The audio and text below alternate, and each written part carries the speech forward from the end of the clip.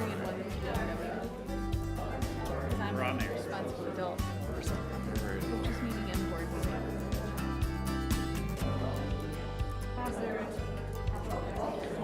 Needed a adjustment.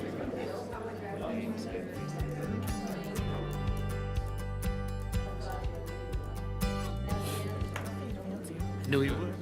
There you go. All right, ready? Yep.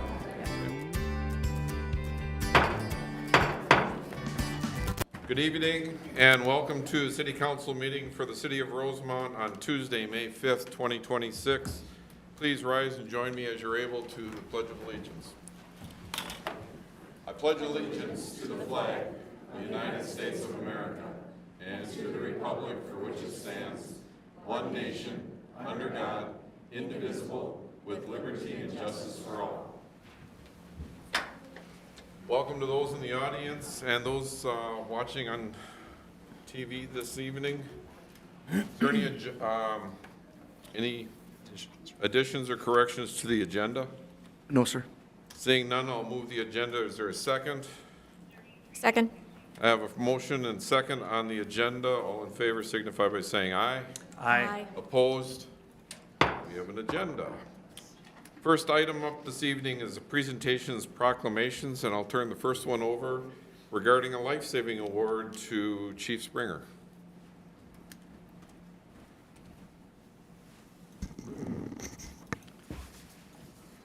All right, Mayor and Council, thank you for having us up here tonight. I've been up here a lot lately, and we've been talking a lot about fire staff, and it's been awesome. But tonight is an exciting night because we get to talk about some local community heroes. So this is an exciting night for me, and just a privilege to be up here as we recognize a group of citizens whose actions reflect the very best of our community. On the late morning of April 12th, our fire department responded to a call for a structure fire with a report of smoke and flames visible. As crews were en route, several neighbors who saw the smoke and fire coming from the home stepped up to help without hesitation. Kyle Morris, Carter McCauley, and Danielle Kilpack Lawrence took immediate action. They made their way to a burning home, banging on doors and windows to see if anybody was inside, were able to locate a young man in the basement who was completely unaware that the house was on fire above him. Recognizing the urgency of the situation, they worked quickly to alert the occupant, provide access to get him out safely through a basement bedroom window and safely away from the burning structure. Even after ensuring the resident was out safely, their heroic efforts didn't stop when they learned that there were 3 dogs still left in the home. Carter, with his EMS background, stayed outside and cared for the resident until first responders arrived, while Kyle and Danielle re-entered the smoke-filled home and were able to bring all 3 pets out to safety. Because of their quick thinking, their willingness to act, and their courage in a very dangerous situation, what could have been a very tragic incident ended up having a very positive outcome. While we always remind our community that entering a burning structure is extremely dangerous and is always best left to trained responders, and to make sure you always call 911 first, we also recognize that in this case, the actions of these individuals made a critical difference, and we want to recognize their heroic efforts that day. I also need to add one piece in that for Carter McCauley, this was actually his second life-saving act of the day. About an hour before the structure fire call, while shopping at a local store, he witnessed an employee go into cardiac arrest. Carter immediately began performing quality life-saving CPR to that clerk until first responders could arrive to take over patient care. That kind of composure and selflessness is just truly remarkable. I think we need to get him an application. So tonight we are here to present life-saving awards to Kyle Morris, Carter McCauley, and Danielle Kilpack Lawrence for their bravery, their compassion, and their commitment to helping others. So if I could ask the 3 of you to step up.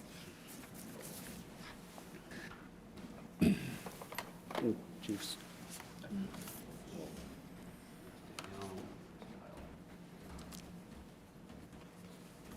So this is a life-saving award. Thanks to your decisive action and willingness to intervene in a dangerous situation, your efforts directly contributed to preventing tragic loss of life. Presented this 5th day of May, 2026.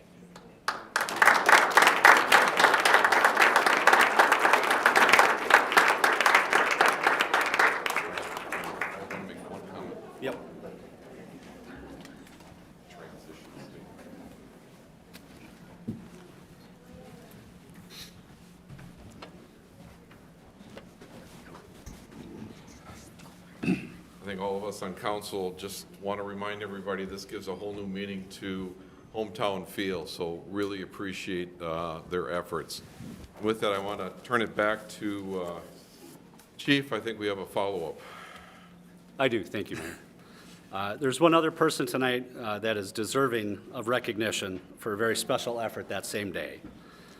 5-year-old Charlotte McCauley was outside in her yard that morning of the structure fire. Charlotte displayed great courage when she saw the neighbor's house on fire and followed a very important fire safety rule. If you see something, say something. So she ran inside to alert her father that there was an emergency outside. So her actions allowed for a faster 911 call to start emergency responders and helped alert her father so he could make sure that the neighbor was able to get out of the home safely. So tonight we also want to recognize Charlotte as an honorary junior firefighter. So Charlotte, could you come up? We have some stuff for you. Does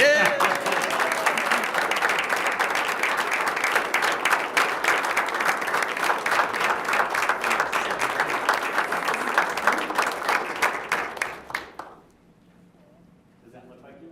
I hope. We do have some gifts in here too, so obviously you get to wear a fire helmet.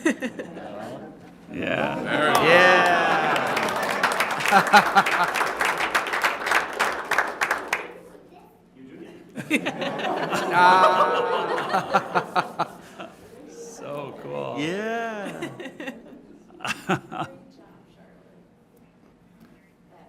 You get all of this too. Wow.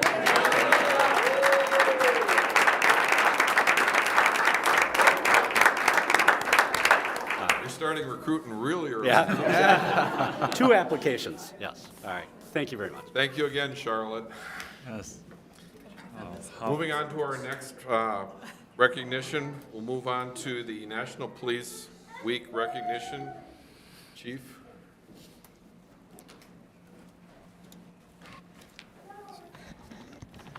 Mayor, City Council, City Administrator, and staff. It's my honor to talk a little bit about National Police Week that's coming up here on May 11th. National Police Week honors law enforcement with a focus on remembrance and gratitude. In 1962, President John F. Kennedy designated May 15th as Peace Officers Memorial Day.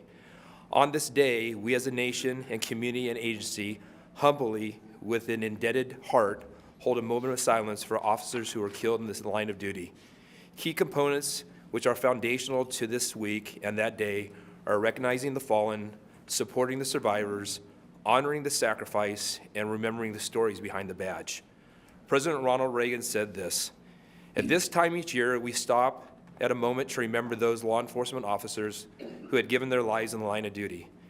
Few of us take the time to consider how much we rely on these individuals who defend the principles of law and order that uphold our nation. Our police officers preserve our rights while protecting us from those who would abuse them. Every year, tragically, some among the ranks of the brave men and women sacrifice their lives in the performance of their jobs. The giving of the most precious possession, life itself, is a dramatic demonstration of the intense dedication and selfless service of those who keep peace and safeguard our lives and property each day. Let us resolve to do all in our power as citizens of the United States to support our law enforcement officers in their work and pray that no more of them are taken from their families and those that they serve.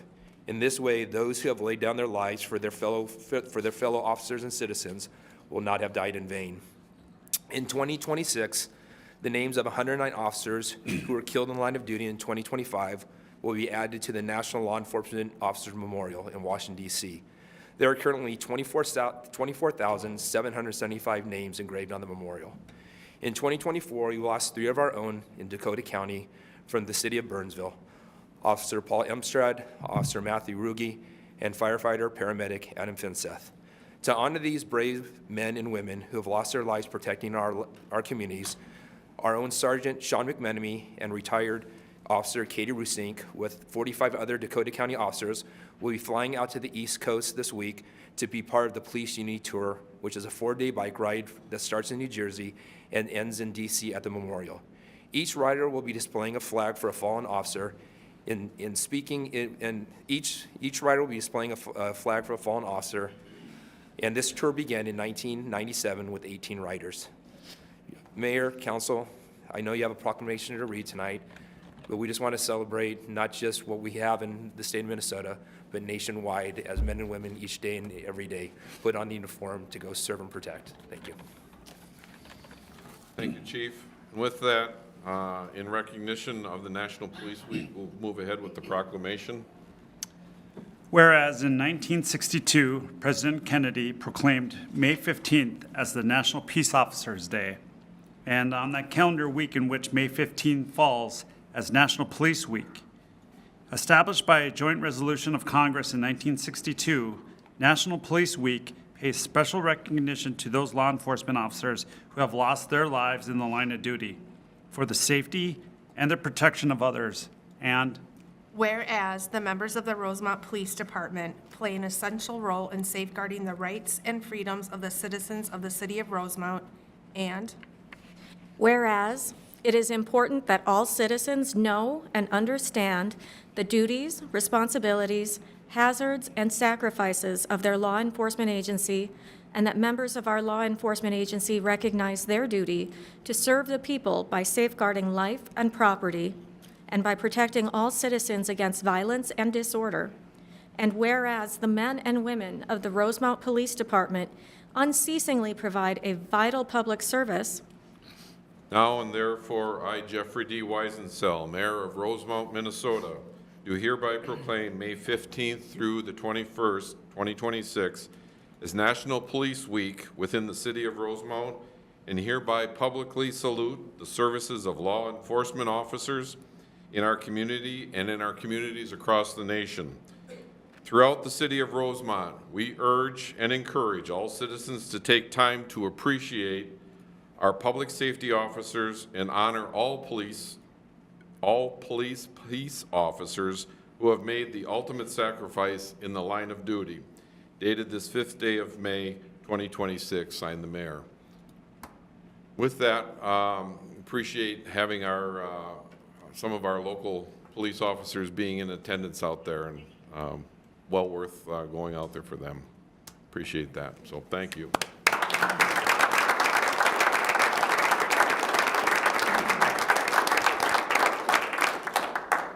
That completes our first proclamation this evening. Our second is for Public Service Week proclamation, and I'll turn that over to our Public Works Director, Mr. Egger. I think I've got this one, Mayor, so I'll Okay. take that one for a moment. And he just ran away, but I just wanted to flag too, really cool moment. Kyle Morris, who got the recognition here tonight, is a public works supervisor in the city, for the city of Rosemount. And so we, just as he slips away, or maybe he heard me from the lobby, but what a cool moment for one of our public servants to be with those other three to do that life save over there a couple weeks ago. And so what that I think is emblematic of Mayor is a cool moment. He's back, yeah. Public Service Week, and Kyle, I was just saying, what a wonderful symbol of public service you are by serving your community while off duty, by saving a life in his backyard there. So what a cool moment, and we're really proud to have you on the team. And Kyle is a perfect example of who we have as public servants here at the city of Rosemount. So Police Week often aligns with Public Service Week, so May 3rd through the 9th this year, as designated by Congress as Public Service Week. And so it's a chance for us to pause and just remind folks that we see ourselves, we act as your public servants and public stewards of this community. We take that honor very, very seriously. And I just, I like to often use this moment to say that I'm really honored to lead this team of public servants. We have an incredible staff up and down this organization that cares about Rosemount. Even if they maybe don't go to bed in Rosemount every night, they spend most of their waking hours here, and we love this town and are honored to serve it and honored to have chosen a career of public service. And so we appreciate the council making the proclamation, and we look forward to having a little ice cream social with the staff on Thursday afternoon. It's a small way to recognize folks, but just to thank our public servants, and appreciate the council recognizing that tonight. All righty, and with that, we'll move forward with the proclamation. whereas Americans are served every single day by public servants at the federal, state, and county and city levels. These unsung heroes do the work that keeps our nation working, and whereas public employees serve to keep our city working by ensuring clean water, reliable power, public infrastructure, health and recreation, public safety, and proper management of public funds and resources, and more.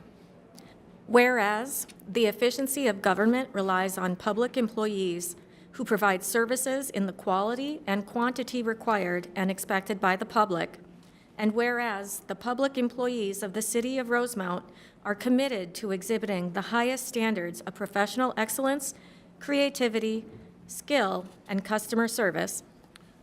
Now, therefore, I, Jeffrey D. Weisensell, Mayor of Rosemount, Minnesota, do hereby proclaim May 3rd through 9th, 2026 as Public Service Recognition Week in the City of Rosemount. All citizens are encouraged to recognize the accomplishments and contributions of government employees at all levels, federal, state, county, and certainly here in Rosemount. Dated this 5th day, May 2026. Mayor. And with that, that completes the proclamation, and thank you very much. Thank you.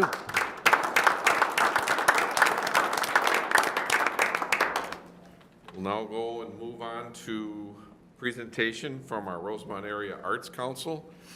I'm going to turn it right over directly, okay.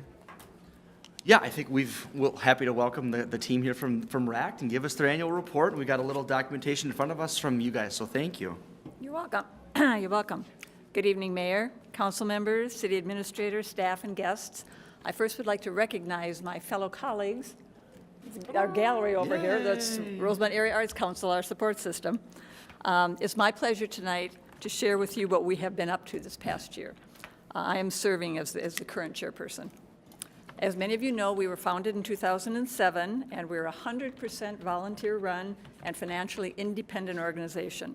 Unlike counterparts in the area, communities, we are not a department of the city.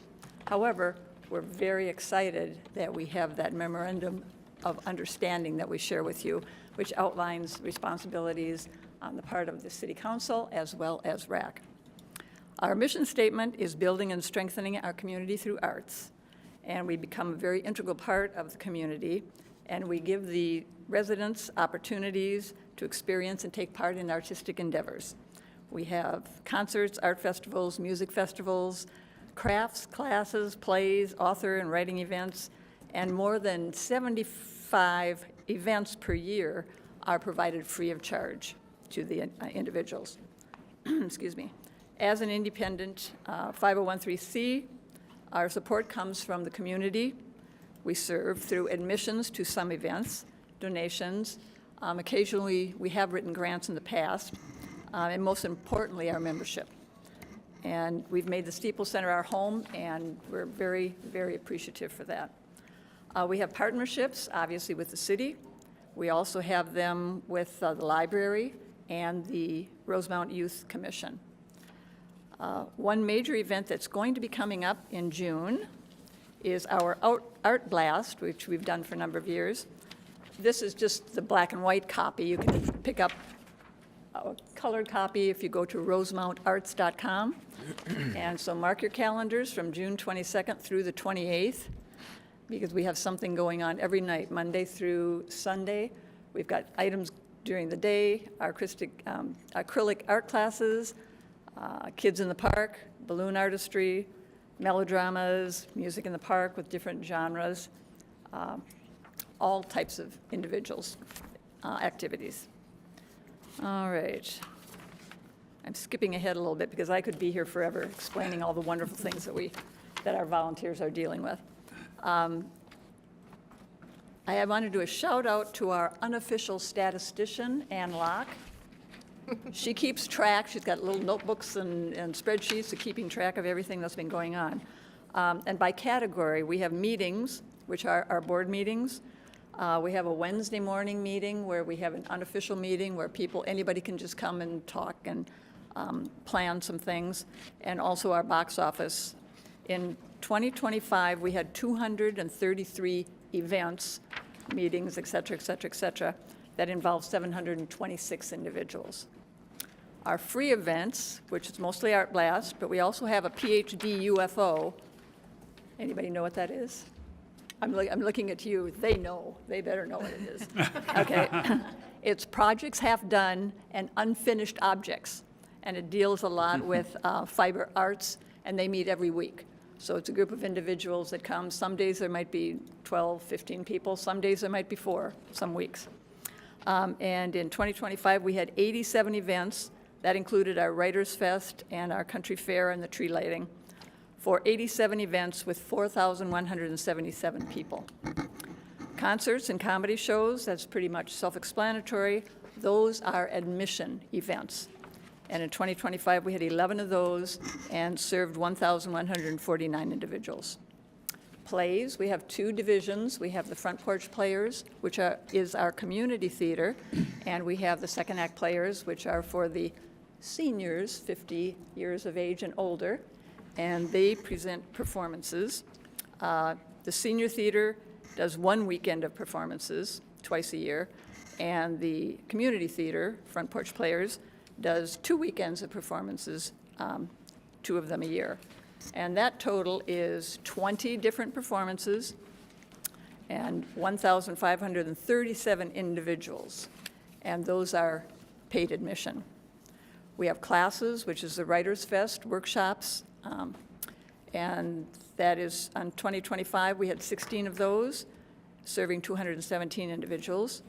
And then city events, which was volunteer appreciation, which you sponsored and for us just, a week ago or so. 4 events, 26 people. I think the next number is pretty impressive, and then we'll follow up with a grand finale. We had 371 events, that's all of our events, meetings, et cetera, 324 of them free, 47 of them with a cost to the public, and the attendance was 7,832 individuals at all of those pieces. Okay, that brings us to our volunteer hours. So here comes the biggie. Okay, it's I lost my sheet. Hang on just a second. Okay. They ask, why do you measure volunteer hours? And I understand, especially the mayor, has a little contest going with other mayors as to how many hours and how many people volunteer in different opportunities. And it really does make a difference to the community. And there are things that we can offer the community that you may not be able to do it because you would be hindered by having to hire individuals to do these things. So what we do is we take the number of volunteer hours that we have and we multiply it by the volunteer pay rate of the United States. It's an average. And it's an average of $34.79. And that was through the Independent Sector Partnership with the Do Good Institute. So, if we could have a drum roll, please. Okay. Our total volunteer hours for 2025 were 11,977 hours, multiplied by the national average to give the city $416,679.83 worth of volunteer time. So.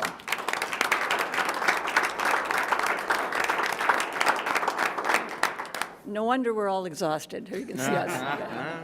The other thing I wanted to just mention real quickly and show the need for future and more support, continued support, is that on WCCO last night, I'm sure you all saw, that the Metropolitan Council reported that of the top 6 fastest growing suburbs in the Twin Cities, Rosemount placed 4th.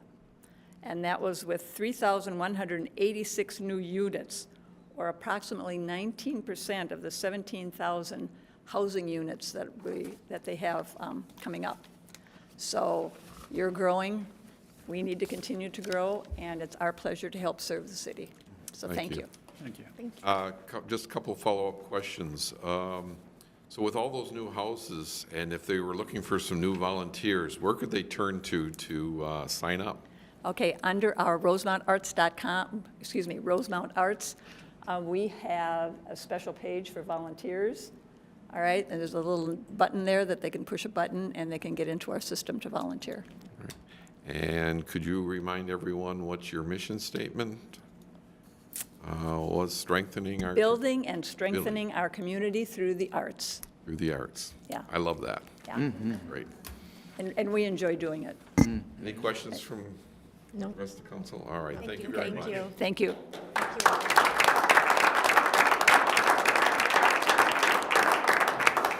That completes item number 3D, and we'll move on to presentation of award for Kicks for a Cure. And I just run out to, You know all Off about this right one, away. man. Yeah, there you go. do I know anything about this? Yeah. You know, he's going to chat. Good evening, Mayor, council members, staff, those in the audience, those watching us online.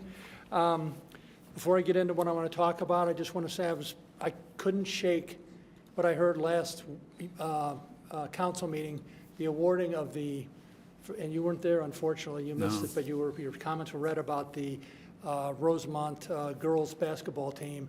As somebody who played 80 games a year in junior high into high school, I know a little bit about high school basketball, and winning a state tournament is amazing. And I just thinking about it all week, how wonderful these young women won a game they weren't supposed to win. And that makes it even sweeter. So, Yeah. Yeah. yeah, absolutely, absolutely. But anyway, but thank you for the opportunity to be here for a couple things. One is a short chamber update. I'm John Altoff. I'm President, Chief Mission Officer of your Dakota County Regional Chamber of Commerce. Now in our 68th year as the voice of business and connector within the communities that we serve. We represent over 425 member organizations and more than 37,000 employees across 9 cities, 3 townships, including Farmington, Eagan, Mendota Heights, West St. Paul, and of course, Rosemount. And yes, some days that means I'm in multiple cities in one day. Today was the 3-tie change day. But tonight, I am in Rosemount, and I am proudly wearing my Irish green. So, the DCR Chamber was formed by bringing together individual chambers over many years. Why, you might ask? Because we recognized something that was very important. We share a common economic goals, we share a workforce, we share infrastructure, and ultimately, we are stronger together. So today, that means 100 events a year, strong business advocacy, and a unified regional voice focused on growth, vitality, and opportunity. One of those opportunities leads to the second part of my time here this evening, and that's to recognize the fundraising charitable event that the DCR Foundation sponsors to support a disease that strikes 1 in 8 women in America and also within our region. With the support of our DCR member entity, nonprofit of the American Cancer Society, we hold the DCR Mayor's Cup, Kicks for a Cure Field Goal Kicking Contest every October, which is Breast Cancer Awareness Month. We support, obviously, breast cancer awareness, research, and treatment. That's where the money goes. The mayors from the DCR region, which are incredibly generous with their time and support of the cause, have signed up from Eagan, West St. Paul, Farmington, and Rosemount to kick and raise funds. And the rumor is there's going to be another mayor from outside of our footprint that's knocking at the door to get in. So we'll see if that happens, but there's a lot of demand in this program, and we're glad to have it. So we present 2 trophies. One is for the most kicks made, which is pretty impressive. But the second trophy is for the most money raised, and of course, that's what we're doing this for anyway. So it's, they're both pretty important trophies. And for the first year, and then the next 2 after that, both were won by one city. And that is the City of Champions, Rosemount, by Mayor Weisensel, except for the year he had knee surgery. He was literally on the table, I think, when the kicking went on, so otherwise he would have been there. And council member, Paul Tyson, filled in admirably and also won that year. So for the 3rd year in a row, congratulations to the City of Rosemount and to Mayor Weisensel. For display, we have your 2 trophies, which are wonderful, one for the kicks and one for the money raised. And you will notice there's a little bit smaller trophy here. This goes to the mayor of West St. Paul. who couldn't follow rules. As it turns out, at midnight on October 31st, Mayor Weisensel raised the most amount of money, hence he gets the big trophy.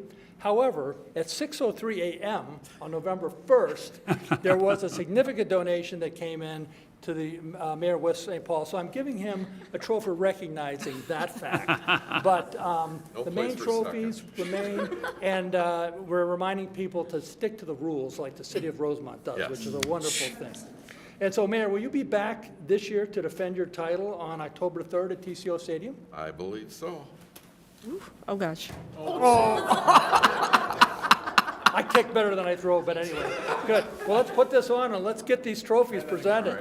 And I want to be joined by council members, all who have been somewhat involved both in fundraising or maybe have had a connection with cancer in their family, so they'll be joined. Phenomenal.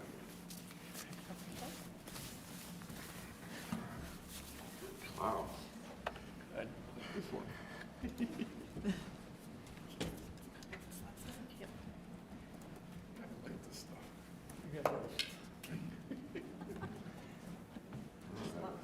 Most kicks made, that was a good one.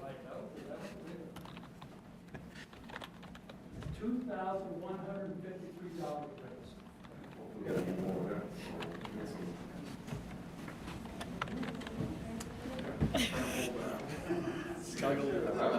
Highly coordinated. Staff slide.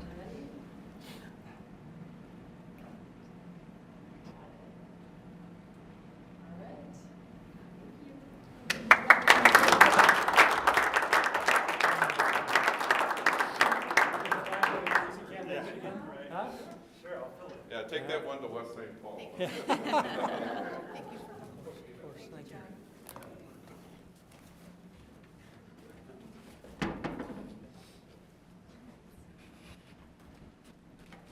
Everybody will have an opportunity for us to bring in, I think, what was the number on there, 2,000 some dollars? So hopefully we'll be able to raise some more of that this year and keep it here in Rosemount. I know Mayor Napier's, he's nipping at the heels there, I know he is. Will those trophies be at the State of the City? Yes, they are. Yes, they will be at the State of the City tomorrow, so they'll be on full display. Thanks again, John. With that, that completes item 3E of the proclamations and presentations. We'll move on to item 4, response to public comment. Turn it over to Mr. Martin. Thanks, Mayor. A couple responses tonight in reviewing last week's meeting video and then meeting minutes. A majority of the comments were surrounding the data center and the data center moratorium that the City Council took action on last week. So that action took place in advance of the citizen comments. So many comments surrounding support for the city's action on the moratorium, then just an encouragement to diligently research the impacts of data centers as we do that work over the next year. A couple of comments on the continued work that the city is doing on the Gross Alpha and other water issues that we've seen in the city of Rosemount. So two things there I wanted to flag for folks. The newsletter that should have hit all of your mailboxes, front page story that gives a nice update there on the work that's been done surrounding well 8, which is the main well for the Gross Alpha spike, and then also links to our water quality report, which is a mandated annual report that we do to give water quality information. And so just please have folks take a peek at that, read that, digest that as much as possible, and then please do reach out to your Public Works Engineering staff to get deeper analysis or deeper answers to any questions that might exist. And then there was a final thing I wanted to flag was a comment on the manganese issue and the impacts of manganese on children under 1 year of age that could be bottle fed. And so we do have council direction to come back, should be at a potentially as early as the next council meeting, to just get some formal adoption of the initial program, which would be that water filter distribution program where folks that have children that would be in that age range could come to Public Works and do a quick little documentation and then receive a Brita filter to do some at-home filtering just to ensure that we can support them in that way before there's any further water treatment that could occur in the city of Rosemount. So I think that should be the update that I had on my list for now. Alrighty. That completes item 4. We'll move to item 5, public comment. Anyone wishing to come before council may do so at this time.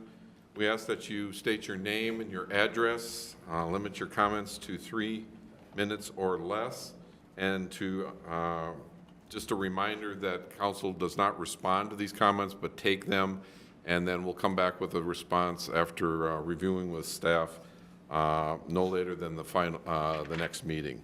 So with that, the floor is open. Hello, I'm Vanessa Demuth, 13466 Danube Lane, Mayor and Council. This is Minnesota Safe Drinking Water Week, and my comments tonight are regarding our city water. The city website states that well 7 is deactivated because of PFAS forever chemicals that were detected. Both well 7 and 8 have the highest manganese levels of our wells, and now because of the elevated gross alpha in well 8, this well will now be one of the last wells to be pumped. The website states this can happen during high-demand situations like irrigation or firefighting. My ask is for the city to communicate to residents when wells 7 or 8 are pumping. I know that many residents are looking into purchasing water treatment for their homes, which can run up to $2,000 for a professionally installed reverse osmosis system, while they wait for the city to decide next steps on treatment, blending, or a new well. Instead, they could just avoid drinking the water when wells 7 or 8 are in use. And I also asked the city to reduce its irrigation on non-athletic fields and to watch the amount we are pumping overall as a city more closely to avoid going over our DNR water appropriation permit and to avoid the tens of thousands of dollars in fines we've received in the past. Now would be a good time for the city to do more to support water conservation efforts. Thank you. Anyone else? Anyone? Seeing no one at this time, we will move to close the public comment and move on to the consent agenda, items 6A through Q. This evening we have bill listings, minutes of the April 21st regular meeting, donation acceptance from Kitty for smoke detectors in the amount of $4,557.72. We have a donation acceptance for the fire department involving nine donators, totaling $3,070. The service agreement for the Rosemount Area Arts Council, Youth Commission appointments, charitable gambling premises permit for the Egan's Lion Club at Tops Pizza and Grill, renewal of consumption and display setup permits for Genesis Ranch, temporary on sale liquor license for the American Legion for a June 13th event regarding Folds of Honor and Flag Day events, approval of council travel, approval of the electrical inspection contract, Criminal Justice Network, better known as CJN, JPA agreement amendment with our police, the renewal of the Bureau of Criminal Apprehension Joint Powers Agreement, the Joint Powers Agreement for Emergency Management Services with Dakota County, the approve entry into a Joint Powers Agreement with Dakota County for Highway 52 and 42 traffic work that will be occurring, City Hall boiler replacement bids and acceptance, and the professional service agreement for the Steeple Center for bid documentation and overseeing the repair work. Council, any ones that you would wish to pull for further comment or discussion? If we could pull item D, please. 6D is pulled. Anything else? Nothing here. I will pull 6F for recognition. So with that, someone like to move the consent agenda items A through Q with D and F pulled for further consideration. So moved. I'll second. I have a motion by Tyson, second by Fresky. Roll, please. Klimple. Aye. Weisenfeld. Aye. Tyson. Aye. Fresky. Aye. And that passes 4-0. We'll move to 6D, the consent agenda, donation acceptance for the fire department. Councilmember Klimple. Yeah, I just wanted to call this out. We have some very generous local donors combining to give some funds to our fire department, and I see we've got at least one of them here tonight, so, and carrying a lovely giant check.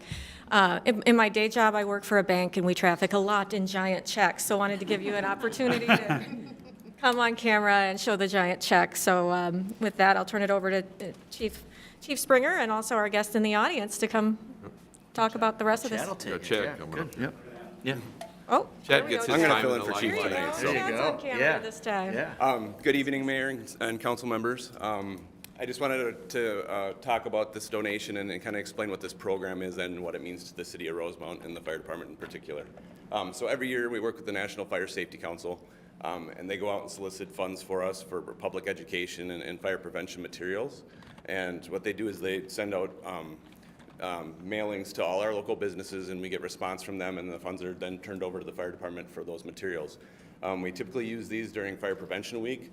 All our local elementary schools get materials during that time, and then we also use it for some of our community outreach events that we have, such as our Safety in the Park with Public Rec and Parks and Rec, and then our safety or our Public Safety in the Park is another big event. That's one of our most popular ones.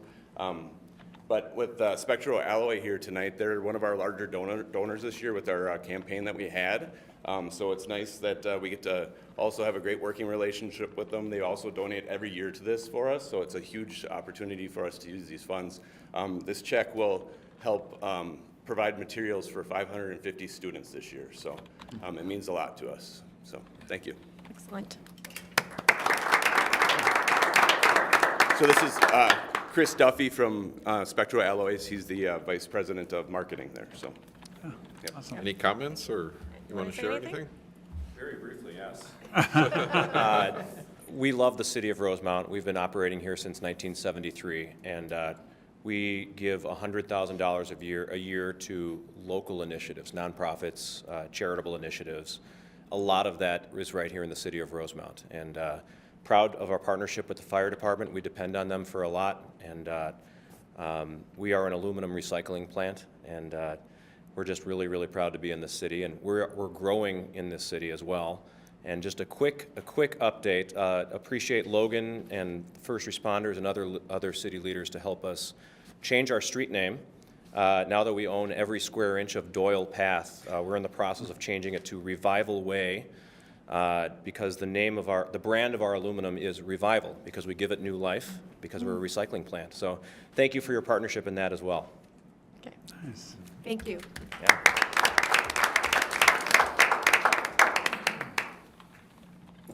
This is a real check. You can go to the bank. Yeah, we'll put us right in the ATM. Yeah. Yeah, you can try. Yeah, we'll take it. We'll take it.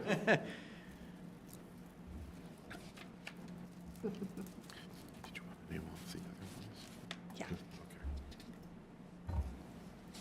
Thank you. Okay. Thanks, Chris. All right, thank you. And in addition to that very generous donation from Spectral Alloys, also want to give a shout out to the additional donors listed on this item. And those include First State Bank of Rosemount, the Church of St. Joseph, Wayne Transports, Inc., Rosemount Auto Service, Twin Cities Homes, Rosemount VFW, Ronco Manufacturing, Inc., and Rosemount Saw and Tool. So all told, that's over $3,000 in donations in support of our fire department. So thank you so much to our local donors. Care to move the recommended action? All right, I will move to approve the acceptance and expenditure of $3,070 from various donors to be used for fire prevention supplies for the fire department. Is there a second? Second. I have a motion by Klimpel, second by Tyson. Roll, please. Weisensel. Aye. Tyson. Aye. Reski. Klimpel. Aye. That completes 6D 4-0. And we'll move on to 6F, Youth Commission appointment. This is for recognition. As I work with the youth commissioners, this has been an interesting year. We have 27, which is like, what was it, 9 more than we had last year. So it's a lot. So we're looking for great things from them. They will be, one of their first actions is their May meeting, the old commission with the seniors leaving, and then the new commissioners coming on will be doing a legacy tree planting. That'll be on May 21st, I believe. So with that, just call out their names here. I don't believe any of them are present. They're busy doing schoolwork and things like that. Finals week. So Ava Carlson, Hannah Decker, Rosita Esses, Sabella SSS, Alyssa Fitzgerald, Haley Geller, Louis Gersom, Elan Gadishu, Genesis Gire, Cindy Harvey, Anushka Jacob, Rebecca John, Sahir Kersar, Amelia Lennon, Celeste Lennon, Dakshar Makarla, Mackenzie Makalek, August Millman, Ansel Mohammed, Veronica Nelson, Urkra Noman, Jaslyn Ortiz, Ella Rhodes, Alexis Sell, Harper Swift, Lydia Tadis, and Harlow Webster. And the first thing I'm going to do is apologize if I butchered any of those names. I just have recently met some of these kids, so I'm looking forward over the next year to get to know all of them in a much, and know how to pronounce some of their names. You can see there's some great variety there. So with that, I'll move the recommended action to approve or to appoint these youth commissioners for the 2026-2027 term. I'll second. I have a motion by Weisensell, second by Fresky. Roll, please. Tyson? Aye. Ruski? Aye. Klimpel? Aye. Weisensell? Aye. That completes 6F 4-0 and completes all items related to our consent agenda. We'll move on to public hearings, number 7, which we have none this evening. Unfinished business, 8, we have none. New business, 9, none for this evening. And we're up to announcements. City staff updates. Mr. Martin. Thanks, Mayor. I think Public Works Director Egger was going to give a summer project update that we've all been looking forward to. Thanks, Mr. Martin. The thing that I wanted to mention here at the meeting tonight was just that we have this upcoming project for a roundabout at Akron and Connemara that will start construction in about a month. And we held an open house for that just last week. It was pretty lightly attended, but nonetheless wanted to make sure to take another chance at promoting the existence of a website that we have set up for that project. So that's rosemountmn.gov/CARB. That stands for Connemara Akron Roundabout. And that is a place where we'll feature updates as we go. Initially, just some information there about access routing in and out for folks that live near the area and are looking to get to and from their homes. It is a project that will require the intersection to close completely so that we can finish it within the summertime here and have it reopened before school starts again. So folks can feel free to visit that website along with our other construction updates website that has a whole slate of info on all kinds of things that are happening around town that are being done by either the city or other government agencies. So, What date was planned? When will residents see like it's closed there? we have a hard closure start on June 5th, which is the Monday after school is out, and a substantial completion deadline of August 28th, which is right before school resumes. So not a very long window, but one that we're confident we can complete the work in.